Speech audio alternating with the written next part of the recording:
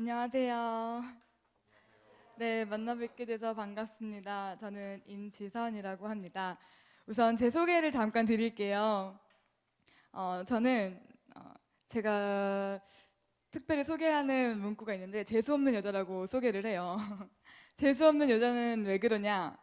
어, 뭐 별명이 인재벌이었어요. 그래서 아빠가 굉장히 부유하셨거든요.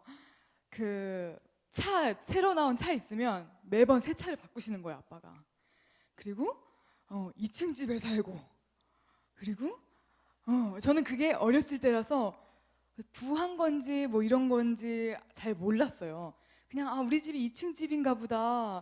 뭐 아빠가 기사님 이렇게 사용하고 계시나 보다. 뭐 이런 정도로만 생각했었는데 지금 생각해 보니까 남들이 왜 임재벌이라는 별명을 붙였는지를 알겠더라고요. 근데 저는 반전 있는 여자였어요. 요즘에 강남 스타일 인기죠. 저는 이제 강북 스타일인데 반전 있는 여자란 임재벌에서 임그지로 순식간에 전락한 거예요. 밝히기 부끄럽지 않아요. 수급자 생활을 했었어요. 왜 그랬냐? 그 스토리가 이제 있는 거죠. 어, 제가 고3 때 엄마가 뇌출혈로 쓰러지셨어요. 굉장히 마음 아픈 이야기잖아요. 그런데 대학교 들어가서 동생이 입원을 하더라고요. 그리고 이제 대학교 3학년 되니까 아빠가 위암으로 입원을 하시더라고요. 그 2009년 5월에 딱 가정의 달이었어요. 대학교 3학년 때였는데 제가 여대를 다니는데 너무너무 친구들이 부럽더라고요. 미팅하고 다니고 뭐 너무너무 재밌게 사는 거예요. 근데 저는 추리닝 입고 안경 쓰고 학교 끝나고 병원 가고 병원 갔다가 학교 가고 학교 갔다가 교회 갔다가 병원 가고 계속 이런 생활을 했었어요. 잘 하지도 못하는 시장도 보고 해보지도 않은 음식도 하면서 너무 힘이 드는 거예요. 그리고 병원비는 한 달에 1,000만 원씩 이상 나가고 이런 생활들을 하다 보니까 집이 그지가 되더라고요. 그래서 아빠가 이거를 감당을 못 하셨던 것 같아요. 너무 많이 스트레스를 받으시고 힘이 드셨는지 평소에 이런 말씀을 많이 하셨어요. 내가 너네 엄마 살리고 가야겠다. 그런 말씀하셨는데 진짜 엄마를 살리고 가셨어요. 저는 아빠가 이렇게 빨리 가실 줄 몰랐는데 너무 지금 보고 싶더라고요. 그리고 이제 또 아빠께서 차 이런 거를 좋아하셨는데 아빠께서도 여러 가지 재정적인 어려움을 겪으시면서 차를 바꾸시더라고요. 점점 낮은 차로. 그러면서 저희가 불행해졌냐? 아니요, 그런 건 아닌 것 같아요. 집 평수가 작아져도 차가 바뀌어도 그 안에서 행복을 더 많이 느꼈던 것 같아요. 이상하게 힘들어지니까 가정 예배를 드리게 됐어요. 아빠가 맨날 술 마시고 담배 피시고 이런 거 좋아하셨는데 이제 집이 힘들어지니까 하나님을 찾으시더라고요. 그러다가 이제 가정 예배를 매일매일 드리면서 서로의 기도 제목을 나누면서 가족끼리 더 가까워지는 거 있죠. 이런 과정 속에서 탄생을 한 게 있는데 그게 이제 아까 말씀하신 100만 명 이상이 방문했다는 블로그였어요. 제가 이렇게 많은 사람들이 방문할 줄 몰랐어요.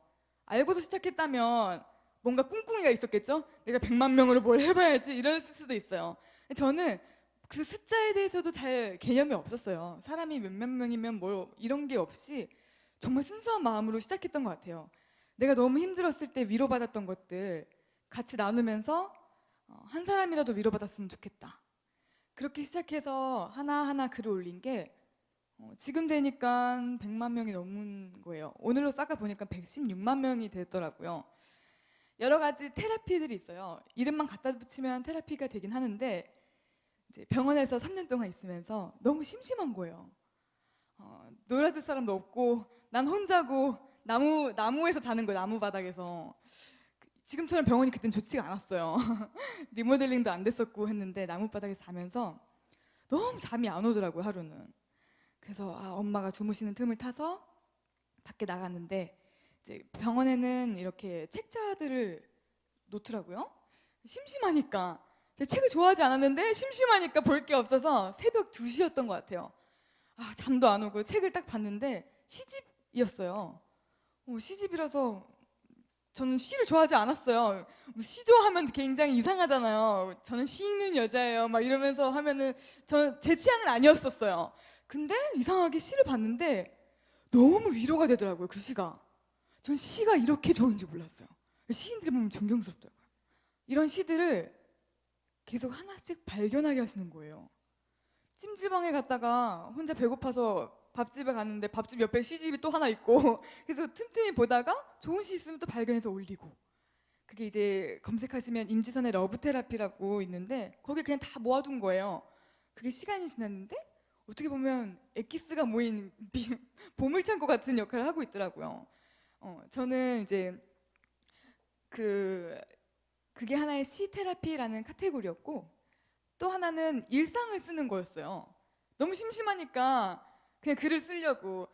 특히 저희 아빠가 이제 위암 말기셨는데 원자력병원에 잠깐 입원해 계셨어요. 초기인 줄 알았는데 말기라고 하시더라고요. 그래서 항암 치료를 받다가 언제까지 사실지 전 기적이 일어날 줄 알았는데 기적은 없더라고요. 생명은 이제 하나님께 있으니까 아마 이제 그 때가 되셔서 또 부르심을 받아서 가셨는데 잠깐 아빠와의 있는 그 시한부 인생 속에서 느낀 게 있어요. 사람이 이제 죽기 전에는 그 산소가 모자르나 봐요. 그래서 콧줄 같은 걸로 산소를 투과하더라고요.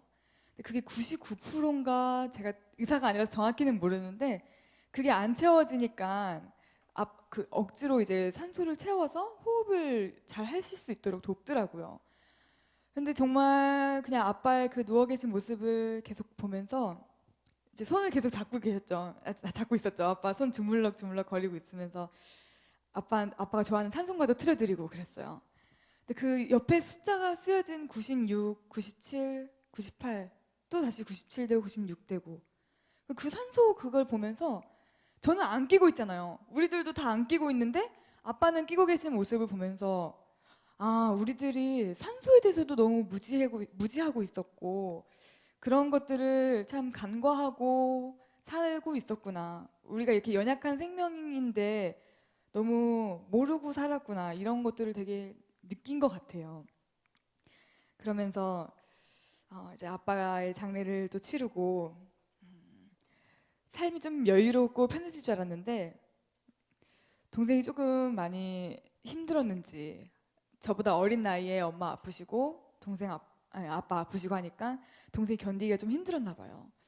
그래서 게임으로 많이 풀고 이제 남자다 보니까 어떤 힘을 쓸 데가 없잖아요. 그래서 이제 벽을 막 치더라고요. 근데 저는 여자다 보니까 벽을 칠 수가 없는 거예요. 그래서 나는 어떻게 풀어야 되나. 저도 같이 벽 치면 되는데 같이 치면 집이 다 망가지겠더라고요. 그래서 어떻게 스트레스를 풀어야 되나 고민을 하고 있었어요. 저에게 유일하게 스트레스 풀 수 있었던 것들이 이제 그 중에 한 가지가 책을 읽는 거였어요. 저는 그냥 무조건 책방으로 달려갔어요. 책방을 달려가서 그냥 막 읽는 거예요. 책 읽는 걸 좋아하는 게 아니라 두꺼운 책 너무 싫어하는데 책 제목만 봐도 위로가 되는 거예요. 예를 들면 필리벤 씨 그분 책을 좋아했어요. 책 제목이 뭐였냐면 하나님 내가 아플 때 뭐 당신은 어디 계십니까? 뭐 이런 책 제목이었어요. 하나님 당신께 실망했습니다. 이런 책 제목. 그리고 또 제가 좋아하는 거는 또 서울대 어떤 교수님이 쓰신 책인 것 같은데 나는 왜 나를 피곤하게 하는가? 뭐 이런 책 제목이었어요. 그 책 제목만 봐도 너무 기분이 좋더라고요. 위로가 되더라고요. 그 중에 하나 딱 내용이 고통의 문제였어요. C.S. 루이스 그분이 쓰신 책인데 고통의 문제 굉장히 와닿는 거예요. 고통 가운데 있으니까 고통의 문제가 눈에 확 띄더라고요.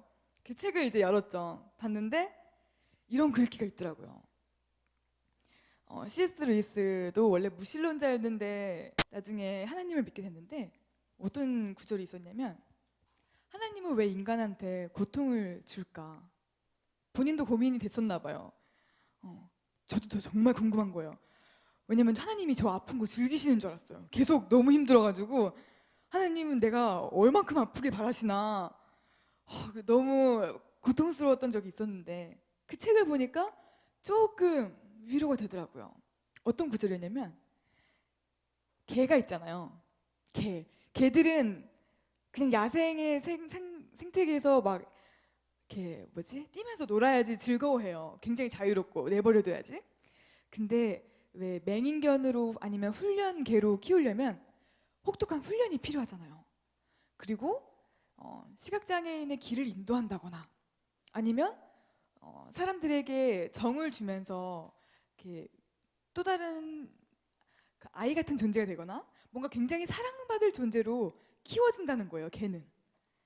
근데 이제 개를 키우려면 그 더러운 털과 이런 것들을 씻기는 작업을 해야 되고 털을 깎는 작업이 필요하고 훈련시킨 작업이 필요한 거죠.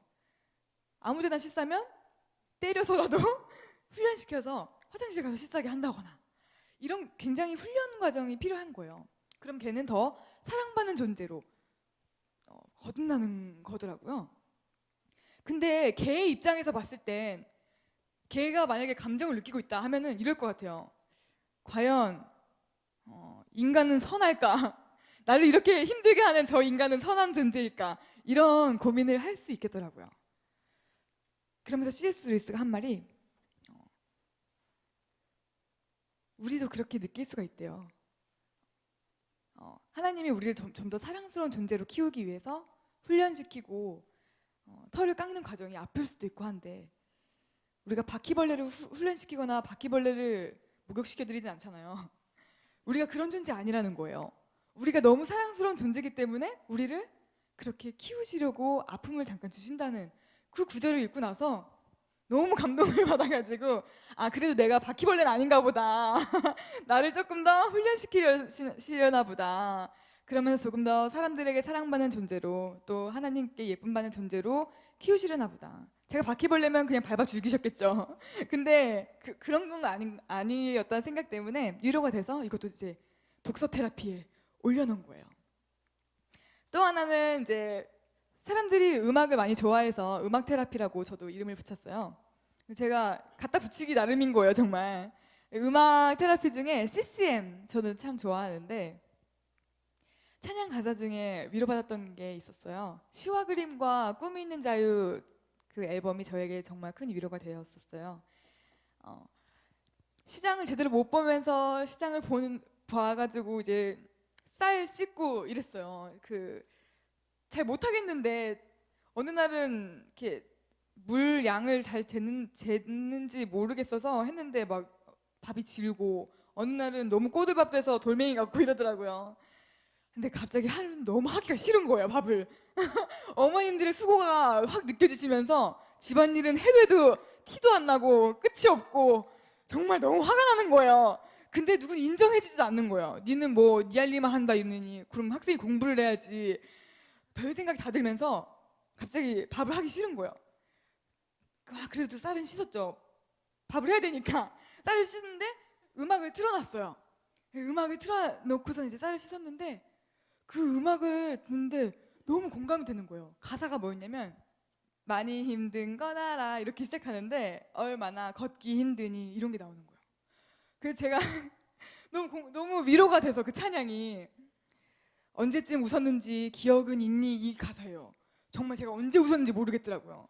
그래서 물을 이렇게 씻는데 눈물이 막 물이랑 같이 이렇게 섞이는 거예요. 거기다 콧물까지 섞였어요. 막 울면서 막 쌀을 씻는데 그 음악이 정말 위로가 되더라고요. 그래서 이제 그 음악도 올렸죠. 이 음악이 사람들에게 위로가 되겠다 싶어서 올리고 그게 한 200개 정도 되고. 그리고 이제 제 동생이 이제 많이 힘드니까 어떻게든 도와줘야겠다 싶은데 제가 어떻게 도와줄 방법이 없더라고요. 제가 엄마도 아니고 내 자식도 아니니까 너무 힘들더라고요. 근데 엄마는 내 동생을 참 잘 이해하시더라고요. 내 동생이 막 쳐도 막 벽을 쳐도 괜찮다고. 그래서 저는 이제 동생을 더 좋은 멋진 남자로 만들어주고 싶은 거예요. 내 동생이니까. 근데 어떻게 하면 좋을까 하다가 제가 이제 도움을 받으려고 스스로 이제 청량리에 있는 한 정신병원에 봉사활동을 신청했어요.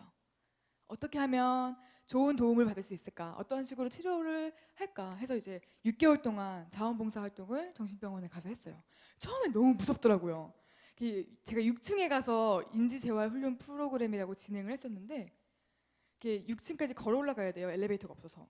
근데 처음에 이제 무서워가지고 누가 걸어가고 있는데 뒤통수를 쳐버리지 않을까 봐 별 생각 다 했어요. 근데 6개월 동안 그런 일은 일어난 적이 없더라고요. 제가 거기서 느낀 건 그분들도 똑같은 사람이었다는 걸 느꼈어요.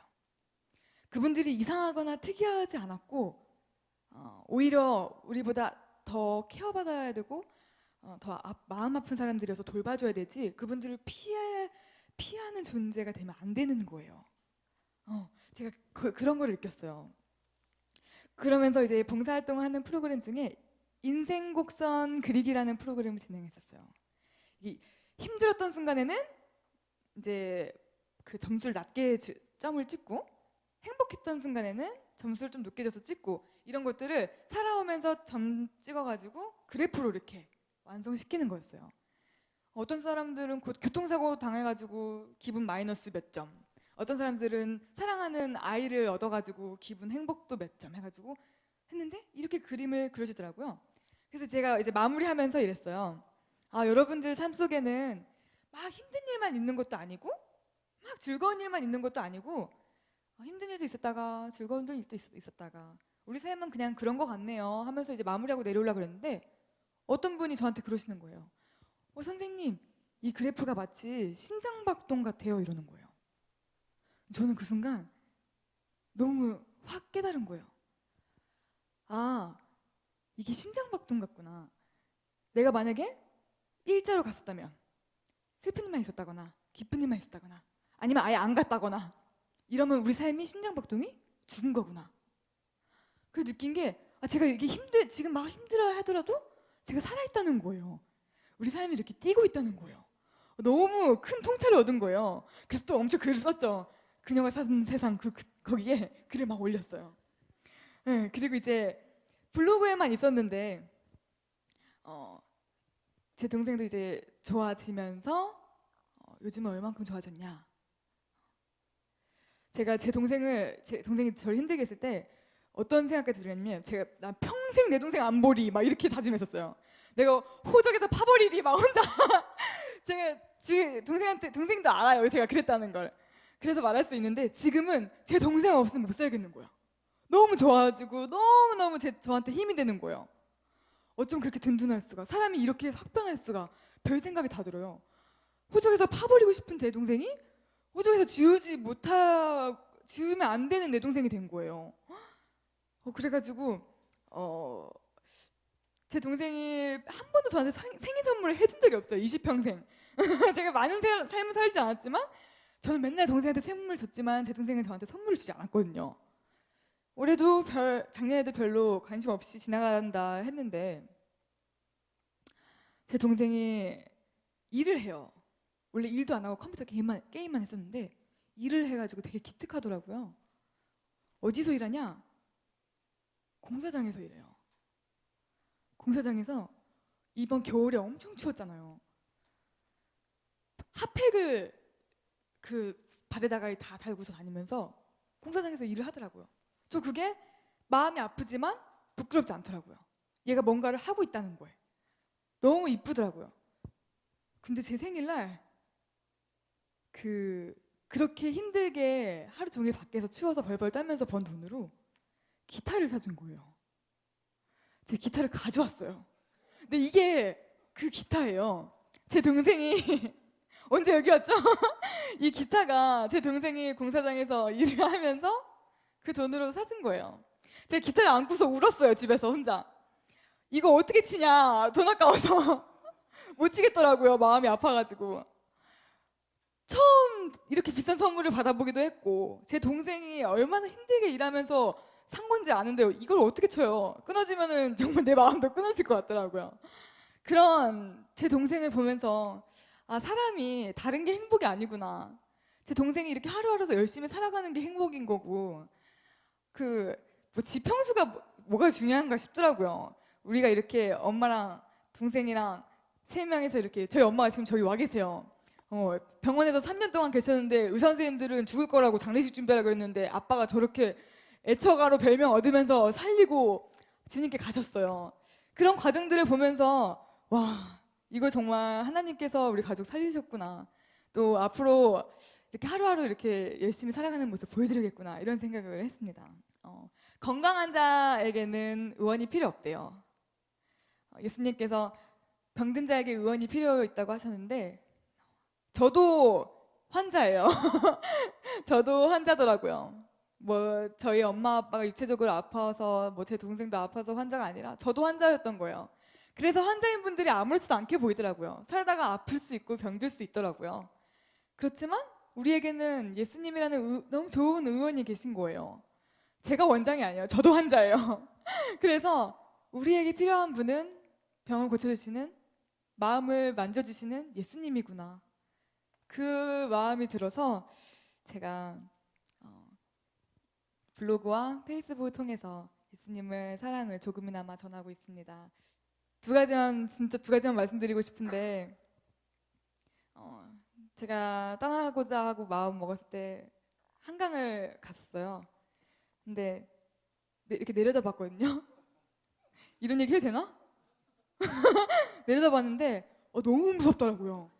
이게 사람이 할 짓이 아니에요.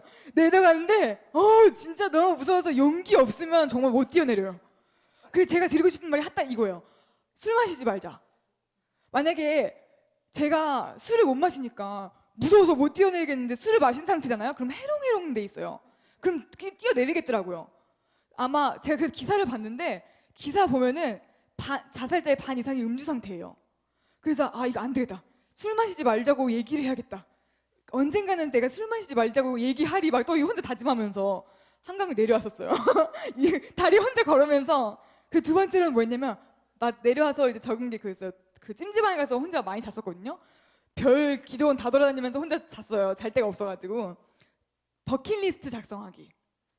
하고 싶은 일들 다 적어보는 거예요. 죽기 전에. 아깝잖아요. 어차피 죽을 바야 하고 싶은 거 다 하고 죽지. 버킷리스트 다 작성하세요. 하지 않을 거라도. 왠지 그럼 적으면은 살고 싶은 소망이 생기더라고요. 그 희망이 생겨서 괜찮은 거 살만 나는 거예요. 여러분들에게 꼭 이런 말씀 드리고 싶었어요. 죽고 싶다는 말은 죽고 싶다는 말이 아니에요. 죽고 싶다는 말은 이렇게 살고 싶지 않다는 거고, 이렇게 살고 싶지 않다는 말은 잘 살고 싶다는 말이다. 그렇기 때문에 우리는 죽고 싶다는 말 대신 잘 살고 싶다고 얘기해야 된다. 이게 제가 영화 우리들의 행복한 시간을 보면서 얻었던 교훈이었어요. 죽는다고 다 사람들한테 얘기를 하면 관심 받을 줄 알고 나 죽을 거야 라고 하는데 그 관심이 잘못된 관심이었어요. 나를 사랑하는 사람들을 가장 힘들게 하는 거더라고요. 나 없이 잘 살아 이렇게 하고 가버리면 나 없이 잘 못 살아요. 나와 상관없고 날 싫어하는 사람들은 잘 살 수 있어요. 근데 나를 너무 사랑하는 사람들이 제일 힘들어하더라고요. 그게 잘못된 선택인 줄 알았어요. 제가 작년에 그렇게 소동을 벌였을 때 힘들어했던 친구들이 저기 와서 앉아 있어요. 죽지 말라고 저한테 문자했던 친구들이에요.